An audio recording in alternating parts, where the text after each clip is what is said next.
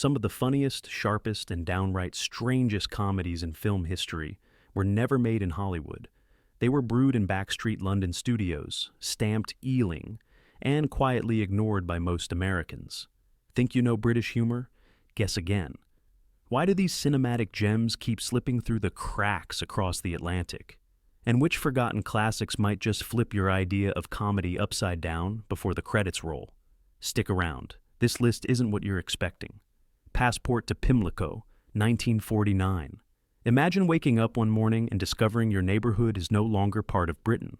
No, really, your grocery store is in a foreign country, the local pub is technically abroad, and your bus pass is suddenly useless. That's the gloriously absurd premise of Passport to Pimlico, a film so British it might as well come with a side of fish and chips, and yet so sharp and subversive that most Americans have never heard of it. Released in 1949, right as Britain was crawling out from under the rubble and rationing of World War II, Passport to Pimlico takes a gleeful swipe at bureaucracy, red tape, and the whole idea of British orderliness. The film opens with an explosion, literally, when an old bomb goes off in a London street and uncovers a centuries-old royal document. The next thing you know, the residents of Pimlico are technically declared citizens of the ancient Duchy of Burgundy. Their reaction? If we're foreigners, we don't have to follow British rules, right? Cue scenes of locals gleefully flouting ration cards, customs agents scratching their heads, and the government in Westminster going into full panic mode. What makes this film so enduring is its satirical bite, wrapped in warmth. The people of Pimlico aren't rebels for rebellion's sake. They're just fed up with rules that don't make sense. They turn their tiny sliver of London into a chaotic free-for-all, and for a brief, hilarious moment, they get a taste of real freedom. But Passport to Pimlico is more than just a wacky premise. It's a sly commentary on national identity, belonging, and the universal desire to stick it to the man, wrapped up in the most delightfully British way possible.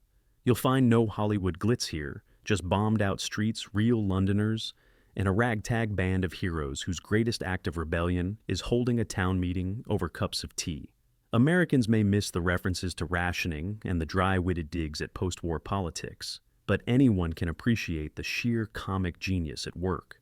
Passport to Pimlico is an overlooked gem that proves sometimes the funniest revolutions start with a bit of paperwork and a whole lot of cheek. Kind Hearts and Coronets, 1949. Let's get dark for a minute, because Kind Hearts and Coronets is proof that the British can turn murder into high art and still have time for afternoon tea. This is the Ealing comedy that manages to be elegant, macabre, and outrageously funny, all at the same time. If you've ever fantasized about knocking off a bunch of aristocrats to claim your family's fortune, this is your cinematic soulmate. The setup is so delicious you can practically taste the irony. Louis Mazzini, played with devilish charm by Dennis Price, is the poor relation of the snobby Descoings family. His mother was cast out for marrying below her station. So, what's a polite, clever young man to do? Well, apparently, methodically bump off every single family member standing between him and the dukedom. And here's the kicker. Alec Guinness, in a career-defining flex, plays all 8 of the doomed Descoings. Men, women, old, young, even a stiff-lipped suffragette aunt. It's murder by the numbers, but never gory. Every death is served up with wit, style, and a dash of poetic justice.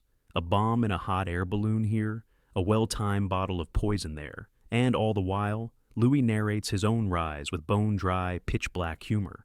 The satire is laser-sharp.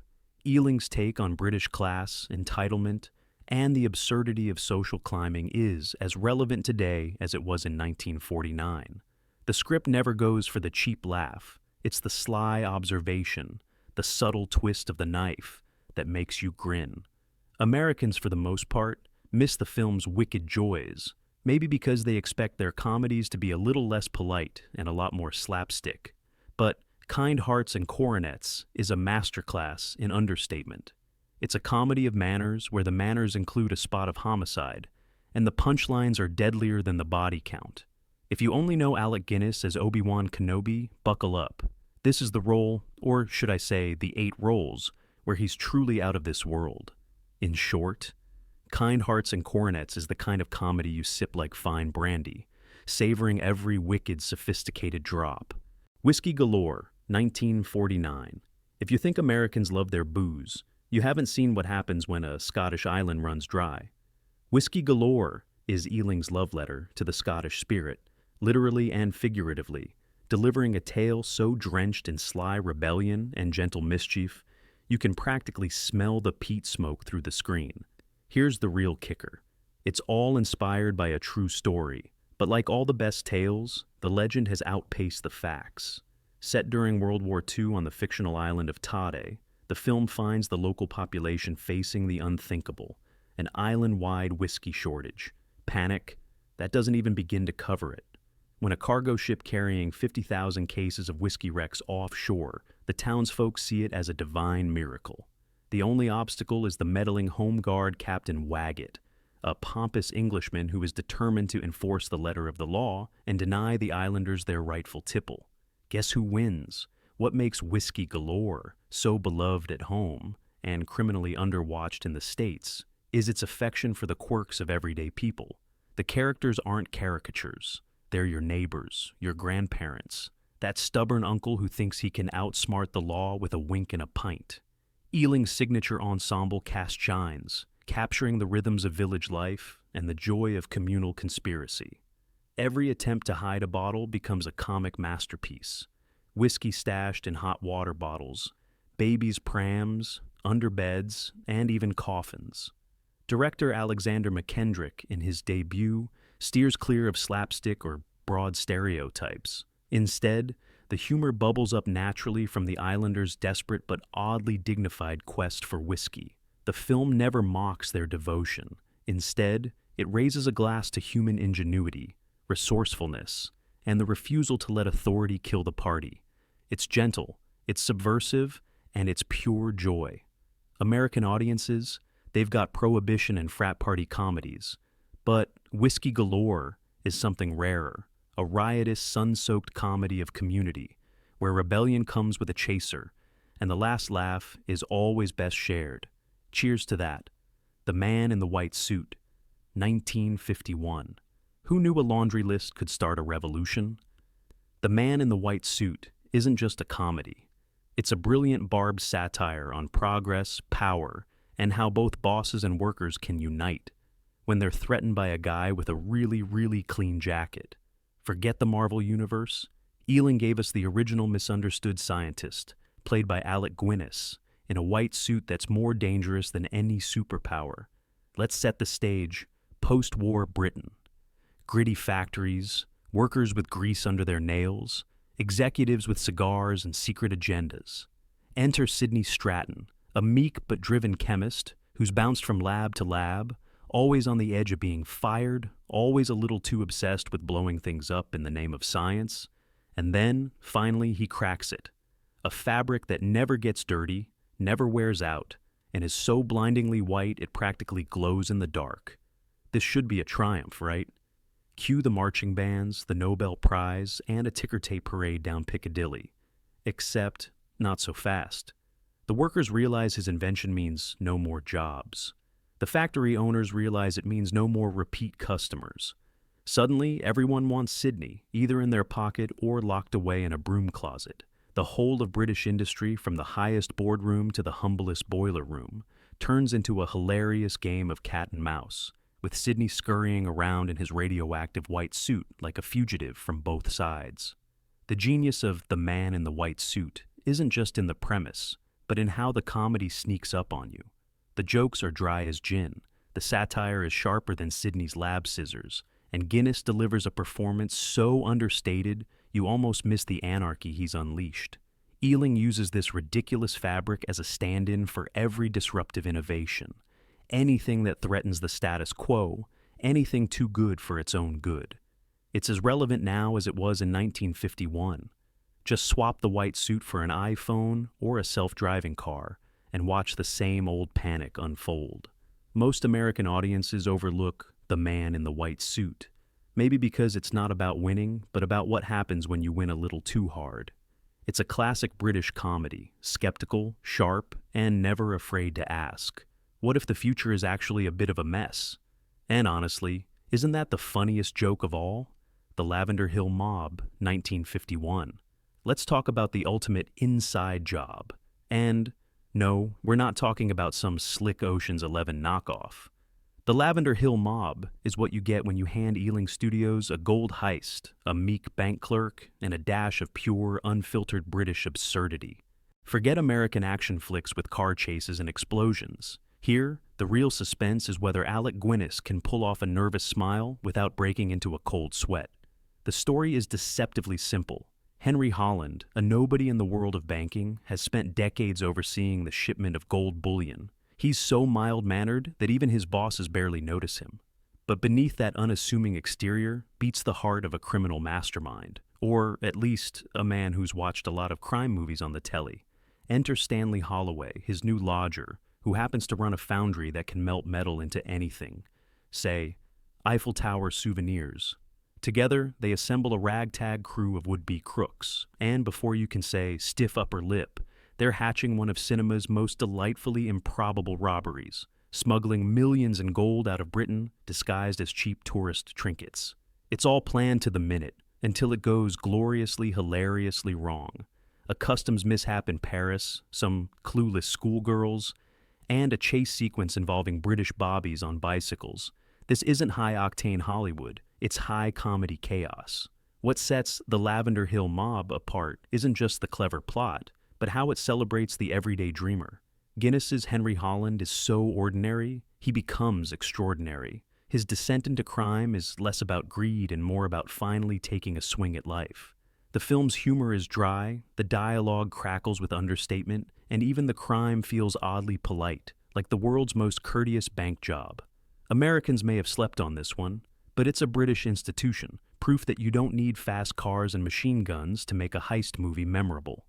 You just need a bit of luck, a bit of pluck, and, apparently, a suitcase full of golden Eiffel Towers. Who says crime doesn't pay, at least in laughs?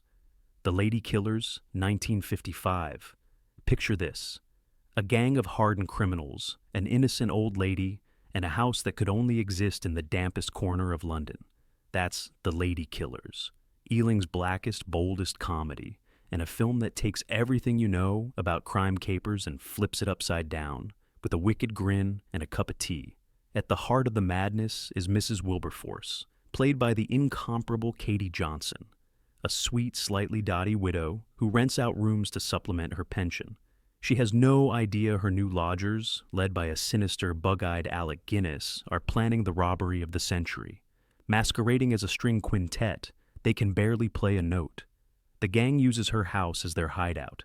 It's the perfect plan until Mrs. Wilberforce stumbles into the middle of it, proving, much to everyone's surprise, to be the toughest obstacle these criminals have ever faced. The comedy here is pitch black. Ealing gleefully skewers the criminal underworld, the English class system, and the perils of underestimating your elders. As the plot unravels, the crooks become more desperate, their schemes more ludicrous, and the body count starts to rise. It's slapstick one moment, deadpan the next, a balancing act no American studio would dare to attempt in the 1950s. What really makes The Lady Killers sing is the contrast between the genteel, pastel world of Mrs. Wilberforce and the increasingly frantic, cartoonish villains who invade it. Peter Sellers, Herbert Lom, and the rest of the gang are all top of their game, but it's Johnson who steals the show, proving that innocence can be more dangerous than evil. Why did Americans overlook this gem? Maybe it's too British, too rooted in the absurd politeness and rainy streets of post-war London. But that's exactly what makes it so irresistible. The Lady Killers is a riot of contradictions. Dark yet sweet, violent yet charming, cynical yet hopeful. If you want proof that British comedy can be as sharp as a razor and twice as funny, look no further. The old lady always wins, and you'll be rooting for her every step of the way. The Titfield Thunderbolt, 1953. Trains, tea, sabotage, and a heroic battle for a branch line. Only the Brits could dream up a comedy like The Titfield Thunderbolt, a film so gloriously eccentric and heartwarming, it practically waves a Union Jack from the chimney of its steam engine. Forget westerns with their dusty six-shooters and wide-open prairies. This is a tale of plucky English villagers, rolling countryside, and a locomotive that's held together with string, spit, and sheer determination. The story kicks off when the tiny rural branch line connecting Titfield to the outside world is threatened with closure by bureaucratic bean counters. The local bus company, smelling profit, is more than happy to put the railway out of business, but the villagers aren't having it. Instead, they rally together, parson, publican, and the odd village eccentric, to run the railway themselves. The result? A madcap struggle between tradition and progress, with shenanigans that include illegal pub cars, sabotage, and the rescue of a near-ancient locomotive from a museum, the beloved Thunderbolt. What sets the Titfield Thunderbolt apart isn't just the sight of respectable Englishmen in waistcoats manning a steam engine, or the gloriously filmed Somerset landscapes. It's the film's unashamed affection for small-town community spirit. Every character, from the reverend who delivers sermons about the railway that saved the soul to the local drunk who becomes an unlikely hero, is drawn with such warmth that you can't help but root for them. The laughs come from the slow-burn absurdity. This is a movie where a catastrophic train derailment is followed by an emergency stop for afternoon tea. Director Charles Crichton and writer T.E.B. Clarke, who gave us Passport to Pimlico, nail the gentle rebellion at the heart of the Ealing formula. Ordinary people, united in stubbornness, proving they can take on the faceless forces of modernity and win, at least for a little while. The train sequences are surprisingly thrilling. The dialogue is as dry as an oversteeped cuppa, and the finale, with the battered Thunderbolt chugging triumphantly over the finish line, is guaranteed to make even the most cynical viewer grin. Why did Americans overlook it? Maybe the humor's too slow, too subtle, too British. Maybe they never got the romance of a country railway. But the Titfield Thunderbolt is a joyous hymn to the underdog, a comedy powered by optimism, steam, and pure English whimsy. All aboard for the most charming rebellion you'll ever witness on rails. A Run for Your Money, 1949. Fish out of water? Try sheep in the city. A Run for Your Money is Ealing's gleeful salute to every hapless country cousin who's ever been swallowed by the big, bad metropolis, and it does so with a uniquely British wink. Americans might picture city comedy as a rapid-fire series of pratfalls, but Ealing slows things down and lets the awkwardness breathe, serving up a gentle, knowing ribbing that hits a little too close to home for anyone who's ever gotten lost on the subway. The plot is simple, but the comedy is anything but. Two Welsh brothers, Di and Tuam, won a newspaper contest, tickets to London, spending money, and most thrillingly, seats to the international rugby match. It's the biggest adventure of their lives, and you can practically feel the sheepdog nipping at their heels as they step off the train at Paddington, wide-eyed and trusting as lost lambs. What follows is a whirlwind tour of London's good, bad, and very peculiar, as the brothers bumble through pubs, get tangled up with fast-talking city folk, and try not to lose their prize money or their dignity before kickoff.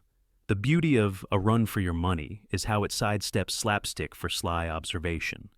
Ealing's camera lingers on details.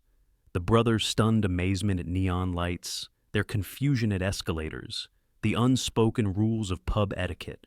But make no mistake, the city is just as baffled by them.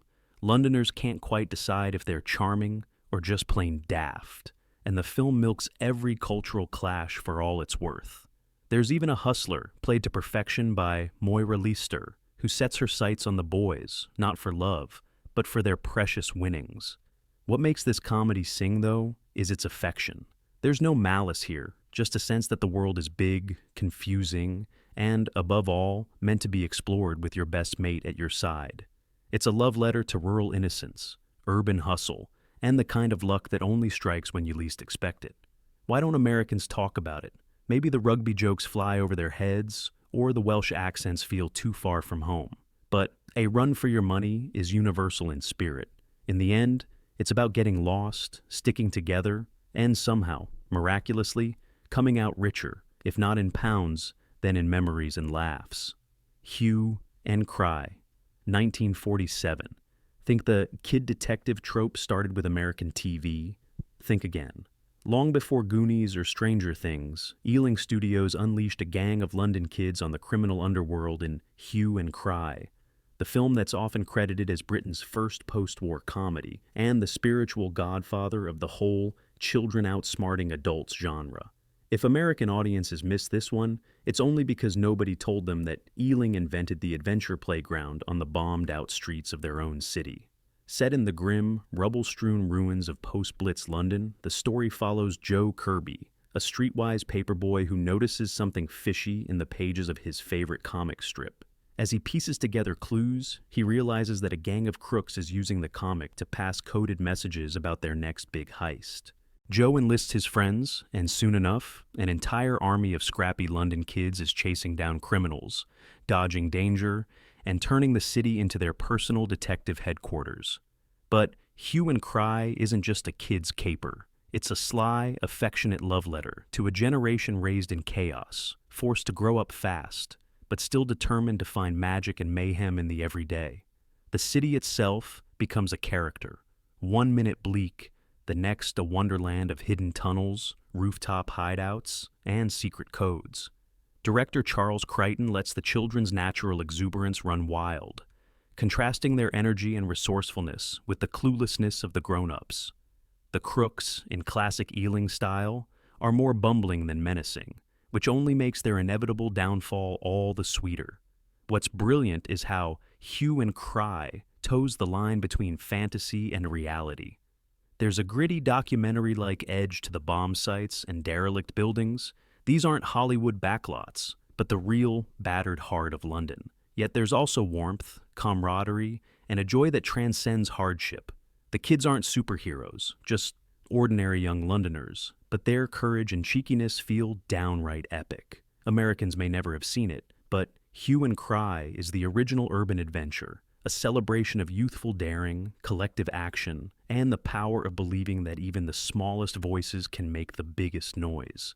If you want to see where the Kids Save the Day movie really began, start here. The Maggie, 1954. Ever wonder what happens when unstoppable American ambition collides headfirst with immovable Scottish stubbornness? The Maggie is your answer, a comedy as gentle as a sea breeze, but with enough bite to sink any ego. Americans, bless them, have almost universally missed this one. Maybe it's the thick Glaswegian accents, or maybe it's because they don't realize Ealing made one of the greatest culture clash comedies long before it was cool. The story centers on Calvin B. Marshall, a wealthy, uptight American businessman determined to transport a load of valuable cargo up the west coast of Scotland. He's got spreadsheets, deadlines, and zero patience for inefficiency. Enter the Maggie, a gloriously decrepit, barely seaworthy puffer boat, captained by the crafty and unflappable McTaggart, a man who knows every trick for dodging creditors, outwitting the law, and, most importantly, milking an unwitting foreigner for every last penny. From the moment Marshall sets foot on the Maggie, it's game on. He expects modern efficiency. What he gets is a crew that values tea breaks over timetables, superstitions over spreadsheets, and a sort of inspired chaos that only makes sense once you surrender to it. The engine coughs and wheezes, the hull leaks, and the only thing more unreliable than the compass is the captain's word. The beauty is, the film never mocks at Scott's heroes. If anything, it pokes more fun at Marshall's rigidity, and his inability to relax and see the world on its own terms. What unfolds is a slow-burn battle of wills across the beautiful, windswept Scottish coast.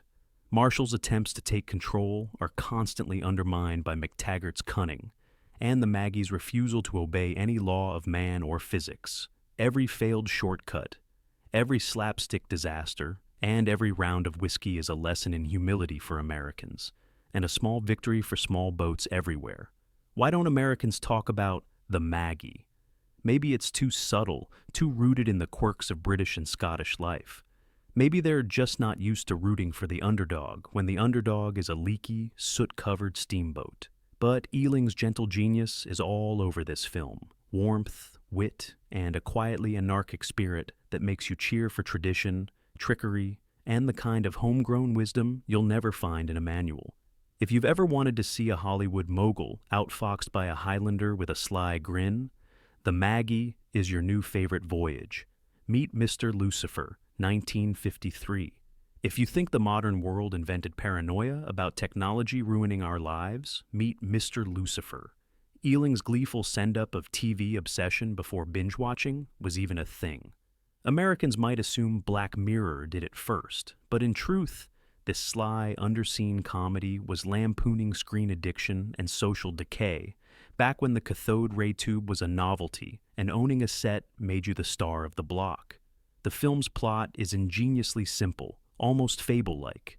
A brand new television set, glossy, modern, and menacing, passes from owner to owner in a drab London neighborhood. Each new recipient starts with high hopes and wide eyes. But as soon as Mr. Lucifer the TV enters their lives, things unravel with comic inevitability. The television tempts, corrupts, isolates, and inflames, turning a timid clerk into a puffed-up snob, a gossipy neighbor into a raving egotist, and even a kindly old landlady into a ruthless social climber. The twist? Mr. Lucifer himself, played by the impish Stanley Holloway, appears as a literal devilish figure, whispering in ears, nudging buttons, and grinning wickedly as people succumb to the box's hypnotic power. The film zings with Ealing's signature humor. Satirical, dry, and affectionate, even as it skewers human folly. There's no digital dystopia here, just honest laughs at how quickly ordinary people lose themselves in dreams of fame, convenience, or simply watching the neighbors fall apart. What makes Meet Mr. Lucifer so ahead of its time isn't just the plot, but the way it captures Britain's transition from communal living to the private, screen-lit silos we know today. Each episode in the TV's journey is a mini morality tale, funny, a little sad, and way too familiar for anyone who's ever lost an afternoon to reality TV or doom scrolling. And unlike American comedies, which might turn the story into slapstick, Ealing keeps it understated and sly, letting the laughter build quietly with every new fall from grace. So, why do Americans overlook it? Maybe because it's not a cautionary tale with car chases or a preachy message, but rather a perfectly British, gently mocking wink at our own worst habits. Meet Mr. Lucifer proves Ealing could see the future and wasn't afraid to laugh at it, horns and all. Barnacle Bill, 1957. Step aside, salty old sailors. Alec Guinness is in port, and he's about to turn seaside tradition on its head in Barnacle Bill. This Ealing gem is so brimming with wit, whimsy, and British pluck that it's almost scandalous how little attention it's gotten on American shores. If Barnacle Bill is new to you, buckle up. Because this is the underdog comedy where bureaucracy gets what's coming. The weather is always threatening rain, and not even the Royal Navy can predict what'll happen next. The plot is classic Ealing. Guinness plays Captain William Horatio Ambrose, the last in a long, illustrious line of seafarers who, thanks to a tragic case of chronic seasickness, has never actually set foot on a ship that wasn't safely moored. When he inherits a rundown amusement pier in a decaying seaside town, Ambrose decides to make something of himself at last. But in true Ealing fashion, the world seems determined to stop him. Petty officials, jealous rivals, and an endless parade of eccentric locals block his every move. Undeterred, Ambrose launches a one-man campaign to turn the dilapidated pier into a thriving, ship-shaped amusement park, outwitting the town council with a mix of bravado and sheer desperation. When regulations threaten to shut him down, he responds in the only way an Ambrose can, by declaring the pier an independent state, hoisting a flag, and daring anyone, Navy, police, or government, to challenge his sovereignty. The scenes of Guinness as the flustered yet unbreakable captain, plotting nautical revolutions while nursing his seasickness, are comedy gold. What sets Barnacle Bill apart is its joyful rebellion against small-mindedness and red tape. Ealing's signature warmth is here in spades. Locals become unlikely allies, and a community forms around Ambrose's absurd crusade. There's not a hint of malice, just a lot of cheek, a lot of hope, and the kind of gentle absurdity that turns the everyday into something epic. Americans have overlooked Barnacle Bill, maybe because they're not used to rooting for a hero whose nemesis is the local council, and whose greatest victory involves a penny arcade. But in Ealing's world, that's exactly what makes a legend. It's a final toast to eccentricity, determination, and the underdog spirit that made Ealing Comedies unforgettable, at home, and for anyone wise enough to seek them out. So, next time someone claims Hollywood owns comedy, you'll know where the real treasures are buried, right in the heart of Ealing. Did any of these overlooked gems surprise you? Or do you have a favorite the world keeps missing? Drop your thoughts in the comments, hit subscribe for more hidden film history, and share this list with someone who thinks British humor is just tea and crumpets. Which forgotten classic would you revive for a new audience?